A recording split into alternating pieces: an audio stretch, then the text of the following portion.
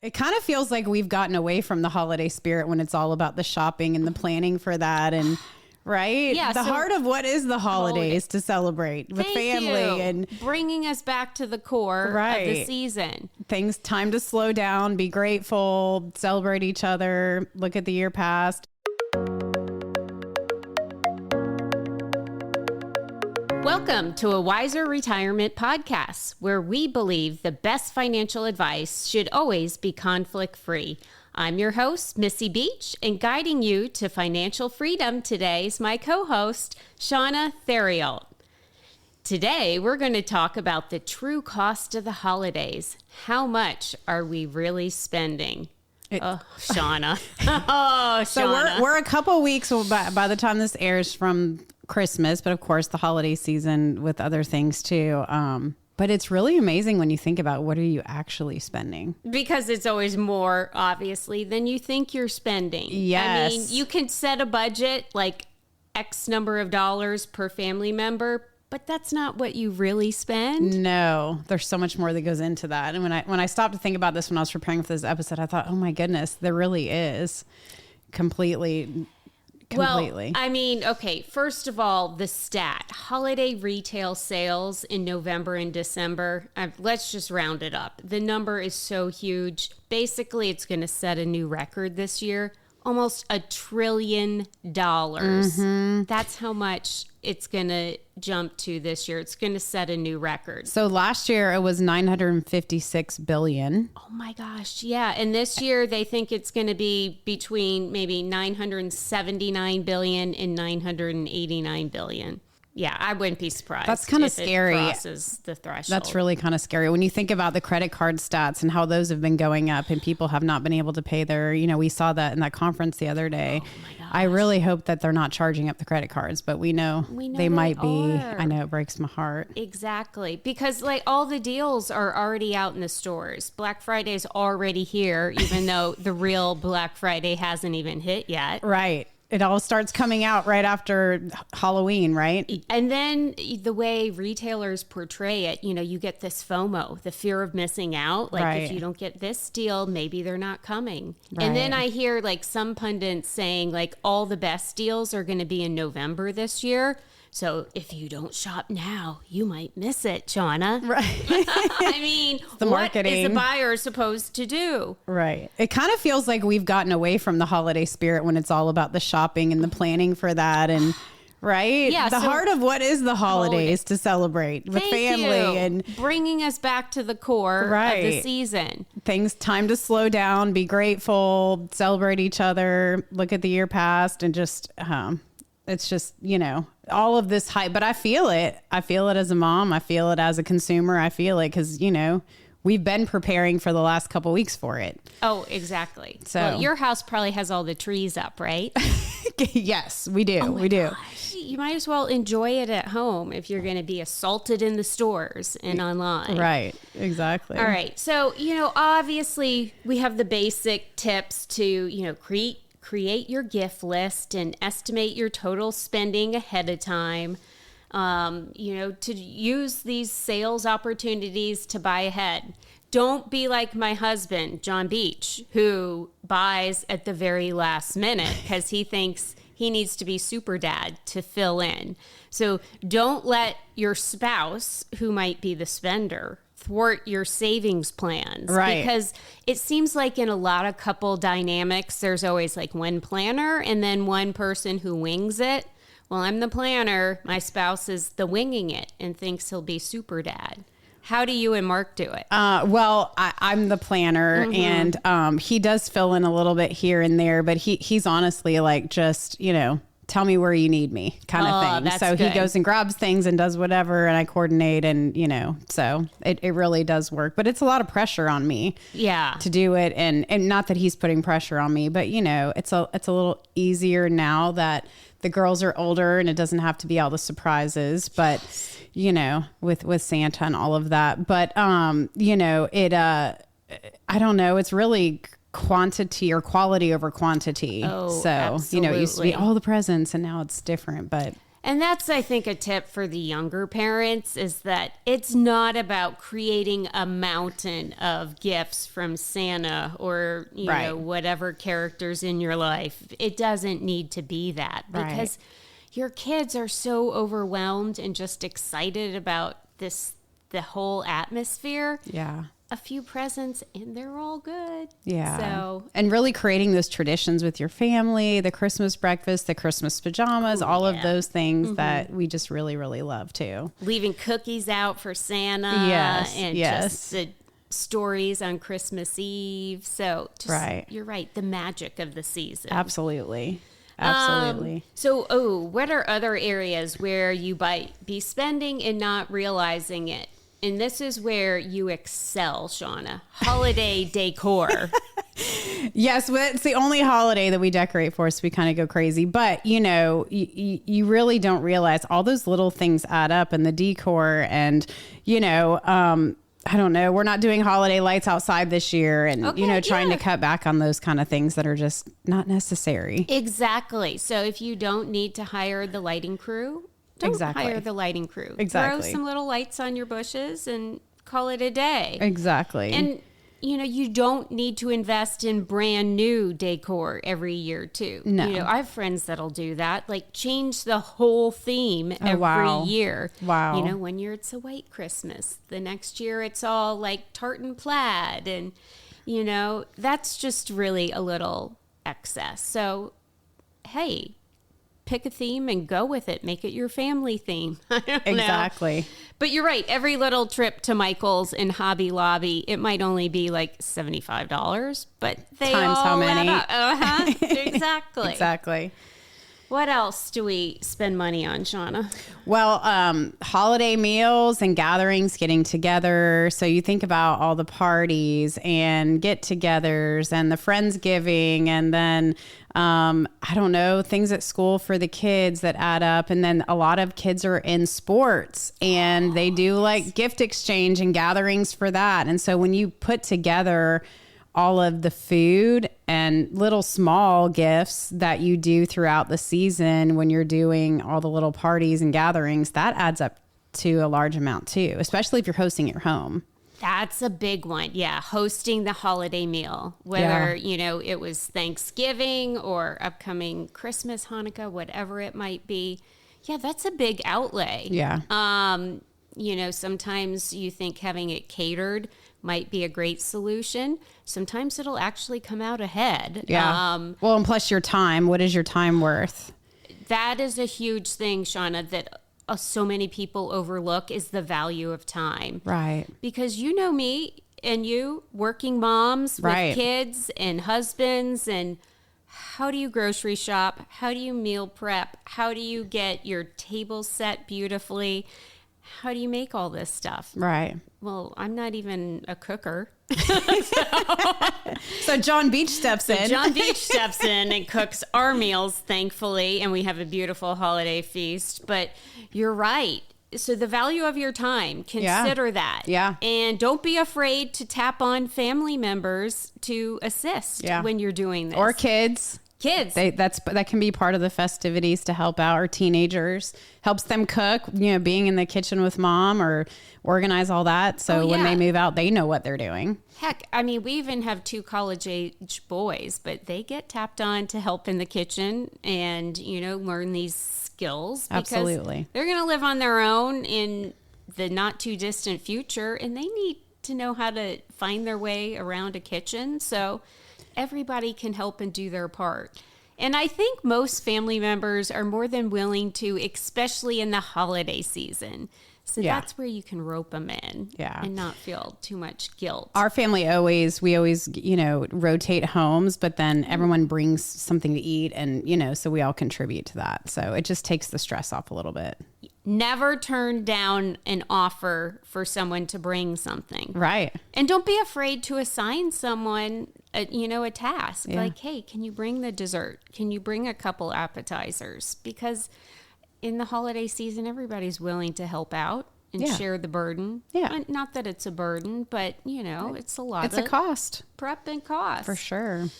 And that adds variety. especially when you're inviting friends, that may not share your religion or your ethnicity. I mean, that adds the ultimate spice to the season and sharing different traditions. So that's really cool.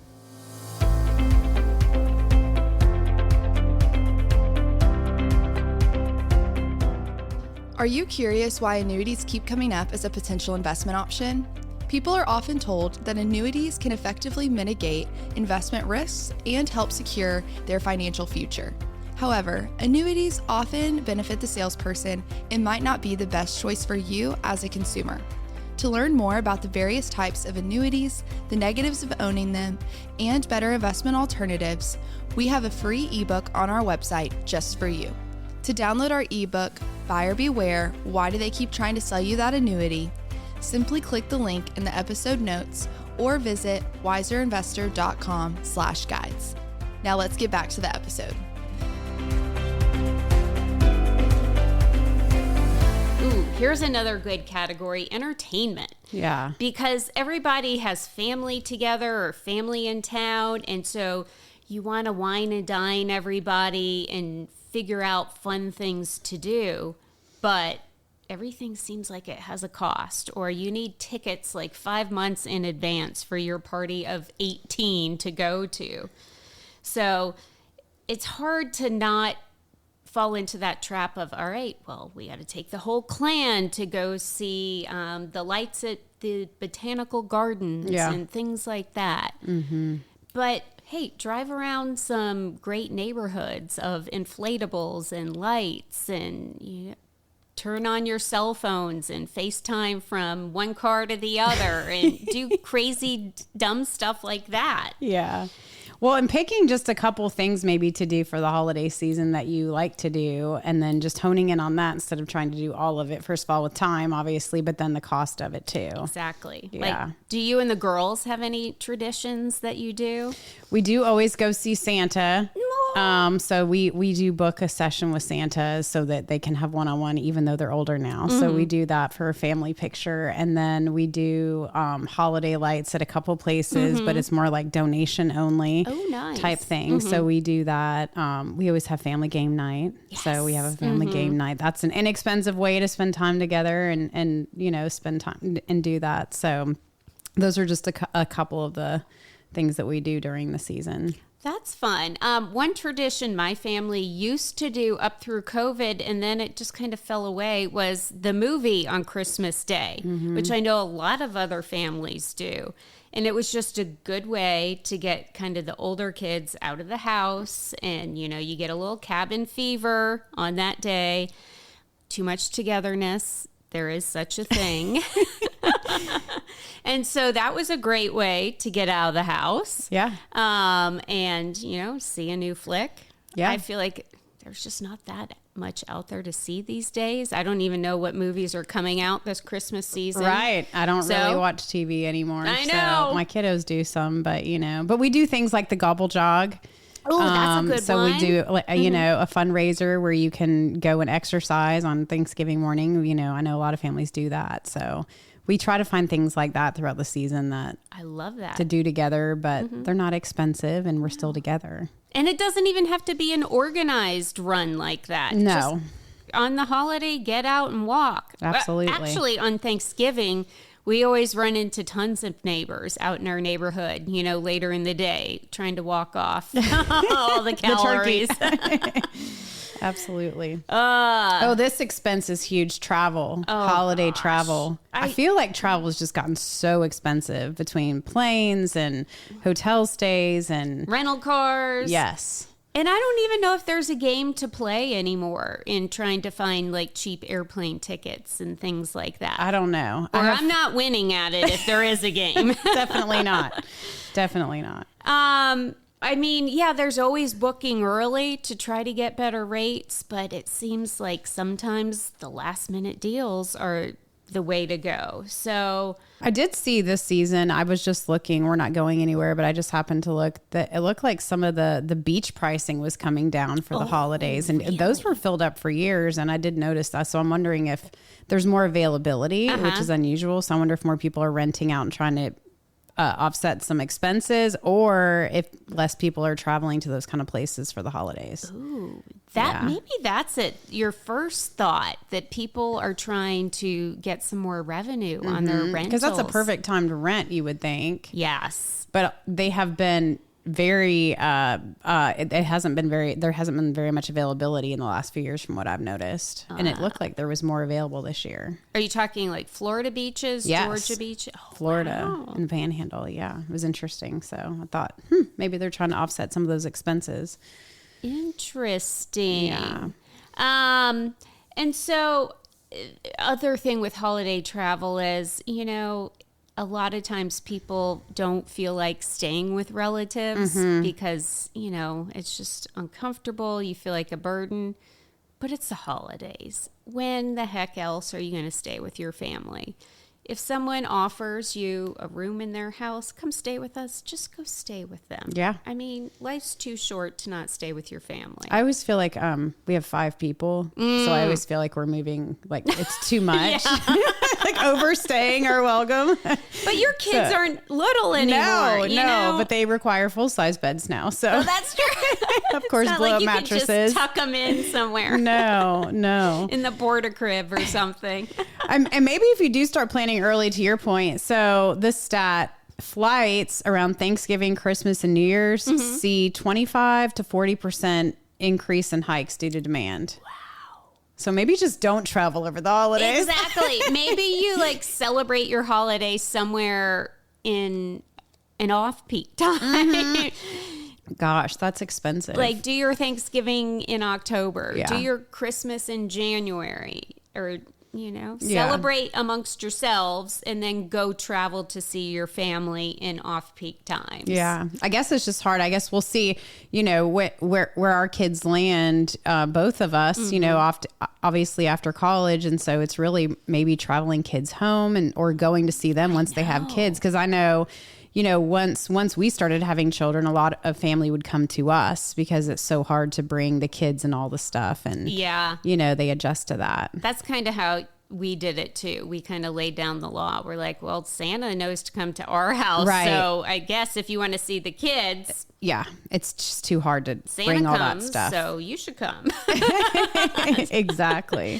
So that's a good way for young families to not travel and save on travel expense. Yeah.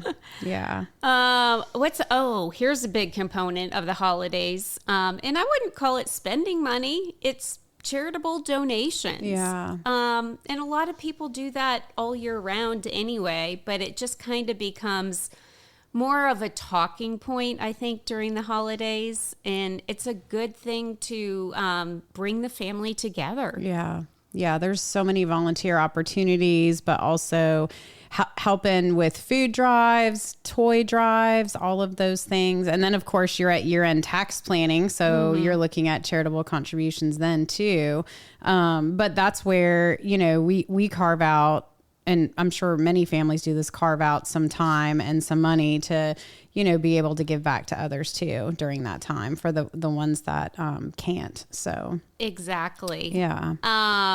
Is there a certain way that y'all do that, or does it vary year to year? Well, we usually do food drives. Ooh, so, yeah. During Thanksgiving and Christmas, and contribute to that. And then the toy drives wherever. And I know our cheer gym also does a toy drive. And so we do that as well. Oh, yeah, I love exactly. the toy drives. Adopt a family. We've done that before. We adopt a whole family. That's what I love, Shauna, the adopt a family.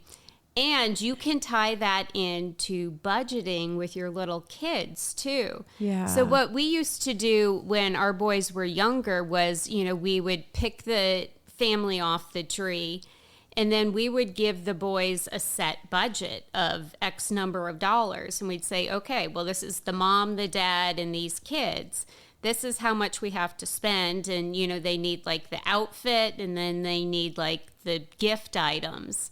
And so we would tell the boys, okay, so how much are you going to spend for the mom, the dad, each kid? And they would have to budget the family gift budget amongst the people in the family. Yeah. And so the boys were really animate about like, oh my gosh, well, we have to make sure the dad gets something warm to wear. And we have to make sure that the dad gets something that is going to make him happy and, something fun on Christmas Day. Yeah. So it really engaged the children when they were little, but it also made them cognizant that gifts aren't free. There's not an unlimited amount of money to make people happy. So things come at a cost. Yeah. So even if it's not like adopting a full family, but just when you do the toy drive with kids, right? Setting budgets and parameters. So that way they're aware that, toys come with a cost, and let's make sure we find something that's age appropriate, that the child's going to love, and it's within the budget. Yeah. So I think all these things are valuable lessons about helping others and budgeting and just, growing that heart from a meaningful place, but not at your own expense. Yeah. It really does create the holiday spirit too, about giving to others. And that's really what it's all about. Right. At the end of the day. Because when you overspend, it gets you into such a negative space. Yeah. And you see clients that come in with the credit card debt. Yeah. And it's stressful. It causes stress in relationships, your health, all of that. So overspending is just, you get that bill in January and it takes time to pay off. And then, some pay it off with their refund during tax season. But what if you owe also, so then it's like a double whammy. But I know many Americans do use their refund to pay that back too. So it's kind of, but then, they're not really getting ahead. Exactly. So, and as you referenced that conference we were at last couple weeks ago, American credit card debt is really spiraling out of control lately. Is. And the interest rates, what they've done is they've gone up. So the minimum payments, what was the average? It went from like 130 to like 270. It's doubled. So, they're having trouble paying their credit card bills just because the interest rates have gone up too. And that's just it. Minimum payment. Right. Not making a dent in it. Exactly. And so any new charges just, it's such a bad web. Right. Vicious web to weave. So, just planning ahead, being mindful of those true costs, just takes some of the stress out of it, and just realizing it's not all about material items, I think, is the key thing. Yeah. Just spending time with the loved ones and creating the memories. Yeah. Decorating the tree, putting, special ornaments on. Yeah. One of my family's traditions is I used to take their school pictures every year and put them in, those little 2x3 frames. And so their school pictures are all over the Christmas tree. Aww. So it gets into a little competition when we decorate the tree, who gets pole position on the tree. Oh my goodness. With their pictures and, the awkward middle school pictures, where those get hung. They want to put them in the back and hide them. Yeah, like, don't let anybody see that. But, the good pictures, they want front and center. So, just develop little things like that become a family giggle or funny thing, whatever it might be. Absolutely. Well, thanks for listening to today's episode. If you're interested in learning more about Wiser Wealth Management or want to schedule a consultation to meet with one of our fiduciary financial advisors, you can do so by going to wiserinvestor.com, or you can click the link in the episode notes. Other podcasts referenced here that you can go to: episode 196, your year-end financial planning checklist; episode 254, closing the year strong, key financial moves before year end, which is an important one. Follow us on YouTube, and the video reference there is reduce your taxes and AGI by giving to charity. See you next week. Thanks for listening to a Wiser Retirement podcast. We hope you enjoyed today's episode. Make sure to subscribe wherever you're listening. That way you don't miss any new episodes. We'd also appreciate if you could leave a rating and review. If you have any questions about anything that was discussed today, head to wiserinvestor.com and reach out. This episode was produced by Rachel Dotson. This podcast is strictly for informational purposes only and is not to be considered as investment advice or solicitation to buy or sell any financial products, securities, digital assets, or any other investment vehicles, or a basis to make any financial decisions. Wiser Wealth Management Incorporated is a registered investor advisor with the SEC. The host and/or guests may personally own securities, digital assets, or other investment vehicles mentioned on this podcast. Neither the host nor guests of the show are compensated for their participation, and no referral fees are paid to or received by any host or guest for clients, listeners, or similar interests. Investments involve risk, and unless otherwise stated, are not guaranteed. Be sure to first consult with a qualified financial advisor, tax professional, insurance professional, and/or legal professional before implementing any strategy discussed herein. Past performance is not indicative of future performance.